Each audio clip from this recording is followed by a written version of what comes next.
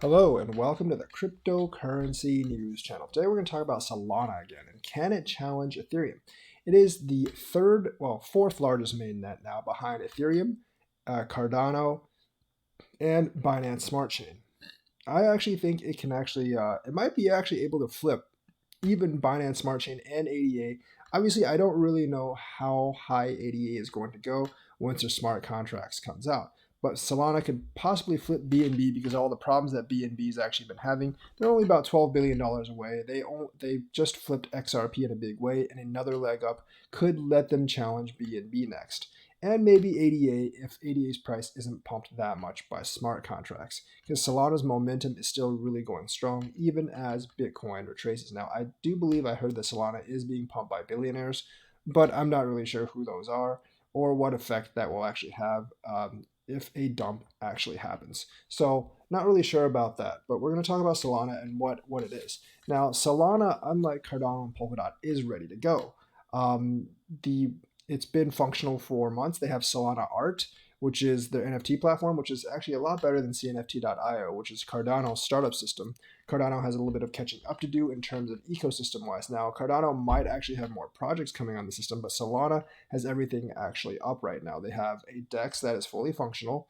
They have a DEX ecosystem in Serum, and they have apps actually running on their blockchain, and they've had apps running on their blockchain for a while. They can process something like 50,000 transactions per second.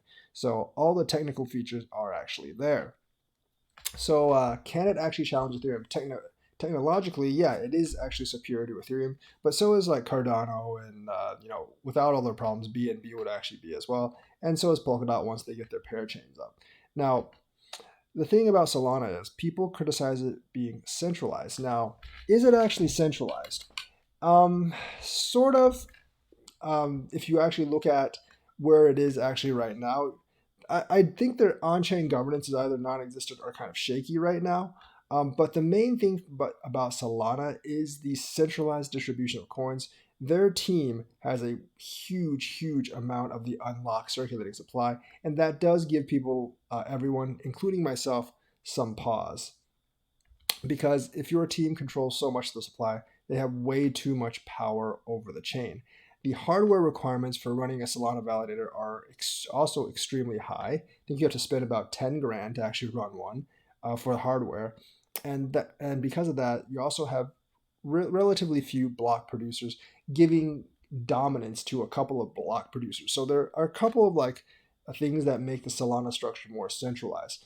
Anyone can actually set up and be a validator. So the validation doesn't have to be centralized, but because it costs so much money to be a validator right now, I believe there's lesser validators for Solana than other ecosystems. So there's that centralization point, and then there is also the lack of real on-chain governance right now. Although I think they'll get to that, and of course the centralized distribution of coins. Now, the centralized distribution of coins is a problem that many projects face. Ethereum is a little bit better off. It's been there longer, so they've had more time to distribute the coins. We all know like XRP has that problem because the foundation, because the company, even though it's in escrow, they control like half or more of the coins, plus the stuff that their exec board actually controls as well. And like Dogecoin, a couple of really big whales control most of the Doge.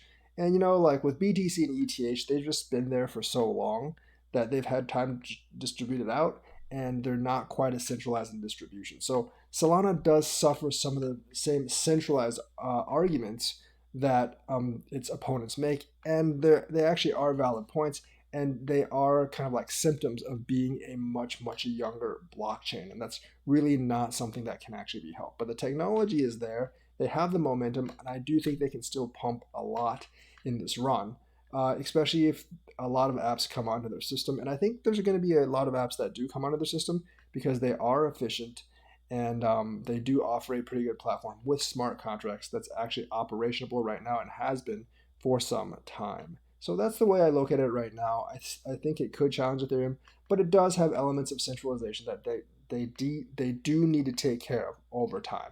So that is the news for today. Let me know what you think. Like and subscribe, and hit that bell notifications button. Thank you, and have a nice day.